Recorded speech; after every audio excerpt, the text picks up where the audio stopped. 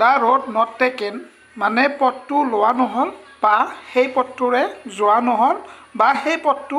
বাছনি কৰা নহ'ল। দ্য ৰোড নট টেকেন পথটো বাছনি কৰা নহ'ল। The road not taken. আজি আমি ক্লাছ 9ৰ দ্য ৰোড নট টেকেন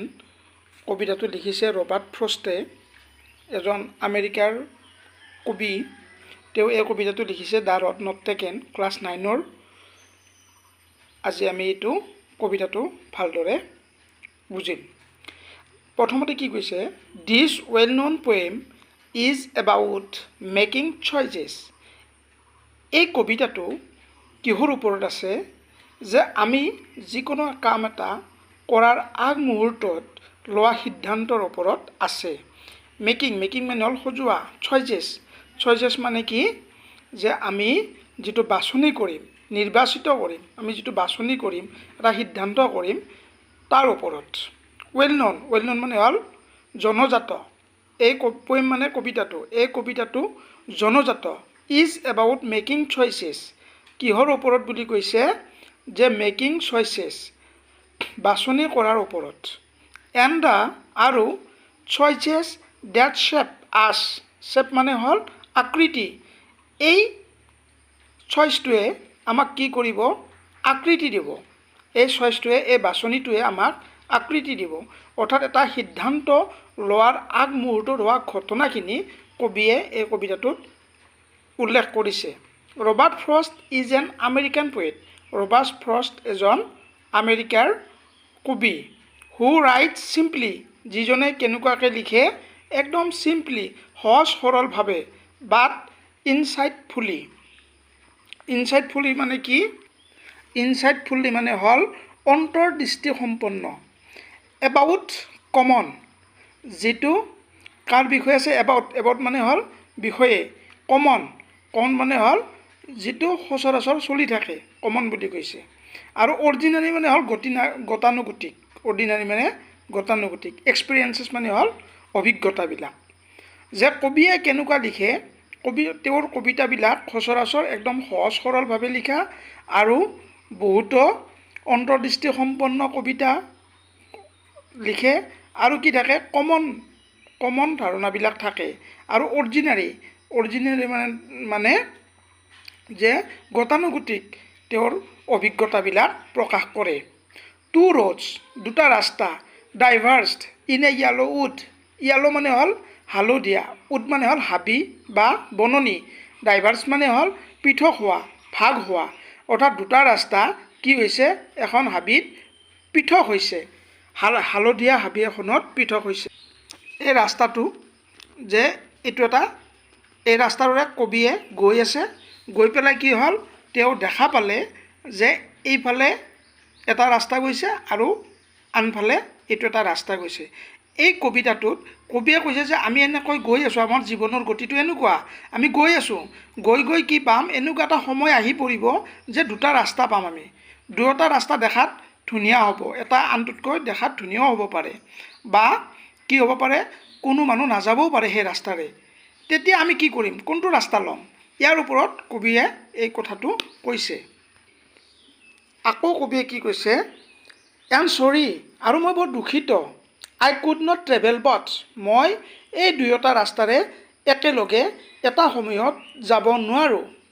অৰ্থাৎ এটা ৰাস্তাৰে গ'লে আন এটা ৰাস্তা লোৱা সম্ভৱ নহয়। অৰ্থাৎ একেলগে দুটা ৰাস্তা ল'ব নোৱাৰে। কিয় ল'ব নোৱাৰে, এণ্ড বি অন ট্ৰেভেলাৰ, এজন পথিক হিচাপে, পথিক মানে যিয়ে ৰাস্তাৰে গতি কৰি থাকে সেই মানুহজনক ট্ৰেভেলাৰ বুলি কয়, পথিক। লং, বহুত সময় ধৰি, আই ষ্টুড, মই থিয় হৈ আছিলোঁ, ষ্টুড মানে থিয় হৈ থকা, মই থিয় হৈ আছিলোঁ, বহু সময় ধৰি থিয় হৈ আছিলোঁ। তেওঁ সিদ্ধান্ত ল'ব পৰা নাই কবিয়ে, দুয়োটা ৰাস্তা কোনটো ৰাস্তাৰে যাব সিদ্ধান্ত ল'ব পৰা নাই। এণ্ড লুকড, আৰু মই চাইছিলোঁ, লুক ডাউন, মই চাইছিলোঁ, one as far as I could, মই যিমান দূৰ সম্ভৱ সিমান দূৰলৈ মই চাইছিলোঁ, যিমান দূৰলৈ সম্ভৱ সিমান দূৰলৈ মই চাইছিলোঁ। এটা ৰাস্তাৰ ফালে তেওঁ চাইছিল, যিমান দূৰ সম্ভৱ সিমান সময় তেওঁ চাইছিল। টু হুৱেৰ য'ত ইট বেণ্ট ই ভাঁজ হৈ যায় ইন দ্য আণ্ডাৰগ্ৰাউণ্ড আণ্ডাৰগ্ৰাউণ্ড মানে হ'ল সৰু হাবি বা বননি বা তোমাৰ গছ গছনি থকা ঠাই অৰ্থাৎ কবিয়ে কি কৰিছে দুটা ৰাস্তা পাইছে দুটা ৰাস্তা পাই এতিয়া কোনটো ৰাস্তাৰে তেওঁ যাব তাৰ কাৰণে সিদ্ধান্ত লোৱাৰ সময়ত তেওঁ এটা ৰাস্তাৰ ফালে বহু সময় ধৰি চাই আছে তেওঁ চাই পেলাই কি হৈছে এই ৰাস্তাটোৰে কি হৈছে বেণ্ট মানে হ'ল ভাঁজ লগা আণ্ডাৰগ্ৰথ মানে হ'ল জোপোহা গছ এই জোপোহা গছৰ ফালে তেওঁ কবিয়ে চাই আছিলে ৰাস্তাটো প্ৰথমতে এই ৰাস্তাটো চাইছে কবিয়ে এই ৰাস্তাটো চাই পেলাই কবিয়ে ভাবিলে যে মই এইটো ৰাস্তাৰে যাম নে নাযাম কাৰণ এই ৰাস্তাটোৰ পিছৰ ফালে কি আছে দেখা নাই কাৰণ তাতে জোপোহা গছ আছে আৰু তাতে এটা ভাঁজ আছে কেঁকুৰি এটা আছে বেণ্ট মানে ভাঁজ ইয়াতে এটা ভাঁজ আছে তাৰ পাছত কবিয়ে কৈছে দেন টুক দ্য আদাৰ তাৰ পাছত মই অন্য ৰাস্তাটো লৈ ল'লোঁ জাষ্ট এজ ফেয়াৰ সেই ৰাস্তাটো কেনেকুৱা আছিল জাষ্ট এজ ফেয়াৰ একেবাৰে ফেয়াৰ মানে ধুনীয়া দেন তাৰ পাছত টুক দ্য আদাৰ অন্য ৰাস্তাটো লৈ ল'লোঁ জাষ্ট এজ ফেয়াৰ যে জাষ্ট মানে মাত্ৰ এজ যেনেকুৱা ধৰণে কি হৈ আছে ফেয়াৰ মানে কি পালোঁ আমি যে ধুনীয়া বা ফৰকাল বা ভাল এই ৰাস্তাটো একদম ধুনীয়া আছিল ভাল আছিল দেখাত দূৰৰ পৰা দেখাত ধুনীয়া আছিল এই ৰাস্তাটো এণ্ড হেভিং পাৰহেপছ আৰু হেভিং মানে থাকি পাৰহেপছ মানে সম্ভৱতঃ দ্য বেটাৰ ক্লেইম সম্ভৱতঃ এই ৰাস্তাটো বেটাৰ সেই ৰাস্তাটোতকৈ বেছি ভাল বুলি ক্লেইম মানে দাবী ভাল বুলি দাবী কৰিব পাৰি এই ৰাস্তাটো সেই ৰাস্তাটোতকৈ বেছি ভাল বুলি দাবী কৰিব পাৰি কিয় বিকজ কাৰণ ইট ৱাজ গ্ৰেচি মানে হ'ল ঘাঁহনিযুক্ত য'ত বেছিকৈ ঘাঁহ থাকে তিনেৰে আৱৰি থকা বা ঘাঁহযুক্ত এণ্ড ৱান্টেড ৱেৰ মানে হ'ল কোনেও নোযোৱা যে কোনেও যোৱা নাই ৰাস্তাটোৰে ফৰকাল ৰাস্তা হৈ আছে ধুনীয়া ৰাস্তা হৈ আছে ৱান্টেড ৱেৰ এইটো আহিব পাৰে পৰীক্ষাত ৱান্টেড ৱেৰ মানে যে যিটো ৰাস্তাৰে কোনো মানুহ যোৱা নাই বা বেছি মানুহ যোৱা নাই নতুবা কম মানুহ গৈছে বা বেছি চলাচল হোৱা নাই বা বেছি ব্যৱহাৰ হোৱা নাই ৱান্টেড ৱেৰ মানে এই ৰাস্তাটোৰে বেছি মানুহ যোৱা নাই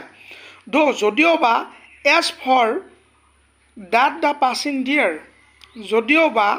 কি হৈছে পাছিং ডিয়াৰ সেই ৰাস্তাটোৰে অতিক্ৰম কৰা হ'ল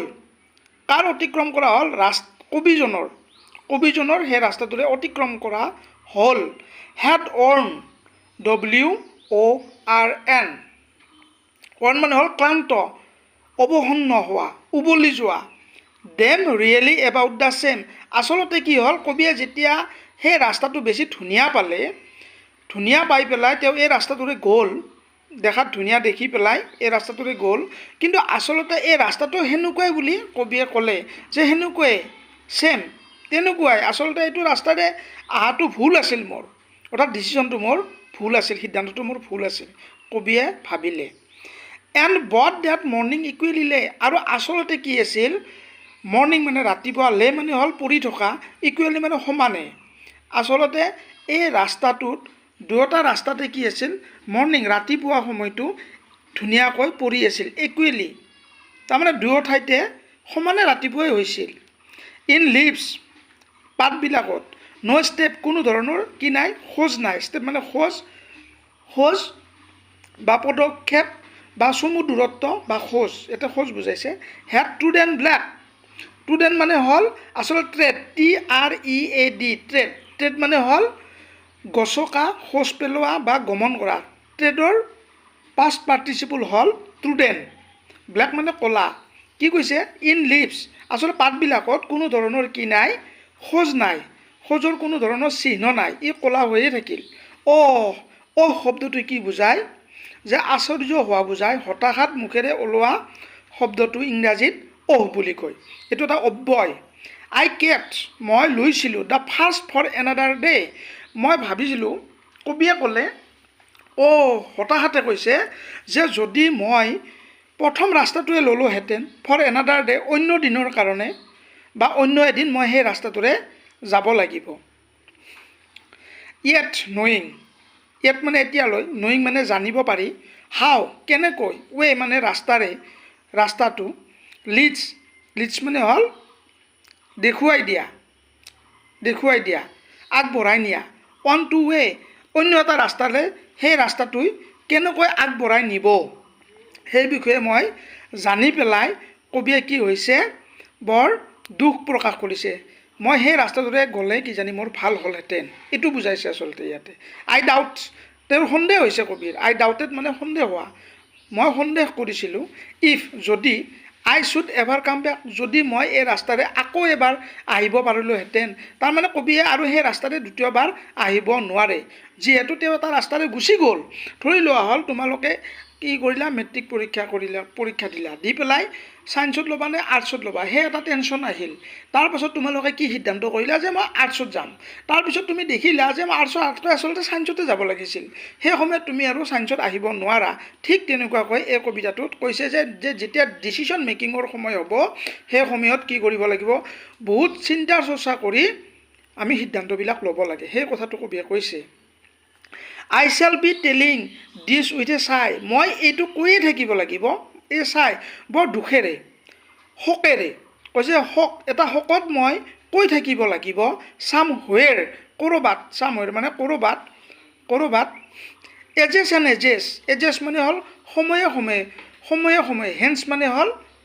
ফিউচাৰ ইন দ্য ফিউচাৰ এই কবিতাটোত ফিউচাৰ বুজাইছে হেন্সটোৱে এজেছ কৈছে যে যুগ ধৰি আচলতে এজেছ মানে যুগ ধৰি ইন ফিউচাৰ ভৱিষ্যতত ক'ৰবাত কেনেবাকৈ মই কি কৰিব লাগিব বৰ দুখেৰে এইখিনি কথা কৈ থাকিব লাগিব কি কথা কৈ থাকিব লাগিব টু ৰ'ডছ দুটা ৰাস্তা মই পাইছিলোঁ ডাইভাৰ্ছ ভাগ হৈ থকা ৰাস্তা দুটা মই পাইছিলোঁ ইন এ উড এখন হাবিত মই দুটা ৰাস্তা পাইছিলোঁ এণ্ড আৰু মই সেই ৰাস্তাটো লৈছিলোঁ যিটো ৰাস্তা ভুল আছিল বেয়া আছিল সেই ৰাস্তাটো মোৰ লোৱা হৈছিল এই দুখখিনি কবিয়ে অন্তৰত থাকি যাব আৰু তেওঁ কৈ থাকিব এই কথাখিনি I took the one less travel by যিটো ৰাস্তাত একেবাৰে মানুহ যোৱা নাছিল ট্ৰেভেল মানে হ'ল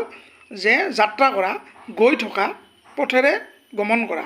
কৈছে যে য'ত লেছ মানে অতি কম আটাইতকৈ কম যে মই এনেকুৱা এটা ৰাস্তা লৈছিলোঁ যিটো ৰাস্তা আটাইতকৈ কম মানুহে বাছনি কৰিছিল এনেকুৱা ৰাস্তা মই বাছনি কৰিছিলোঁ মই নিৰ্বাচিত কৰিছিলোঁ সেইকাৰণে এইটো মোৰ ভুল আছিল and that has made all the differences আৰু এইটোৱে মোৰ কি কৰিলে ডিফাৰেঞ্চ মানে হ'ল পাৰ্থক্য এইটোৱে মোৰ জীৱনৰ বহুত ডাঙৰ পাৰ্থক্য আনি দিলে ৰবাৰ্ট ফ্ৰষ্টৰ এই কবিতাটো আমি ইয়াতে শেষ কৰিলোঁ দ্বিতীয় আমি ছেকেণ্ড ভাগত কি পাম আমি এই কবিতাটোৰ সুন্দৰকৈ আমি ইংৰাজীৰ কুৱেশ্যনবিলাক কৰিম ইয়াৰ এই পাঠটোৰ এই কবিতাটোৰ আমি নেক্সট ক্লাছত প্ৰশ্ন উত্তৰবিলাক দিম সেইটোৰ কাৰণে তোমালোকে ছাবস্ক্ৰাইব কৰিবা এই চেনেলটো আৰু বেল আইকনটো দবাই দিবা আৰু আমি এই কবিতাটোৰ শব্দ অৰ্থখিনি আমি নেক্সট ক্লাছত দি দিম থেংক ইউ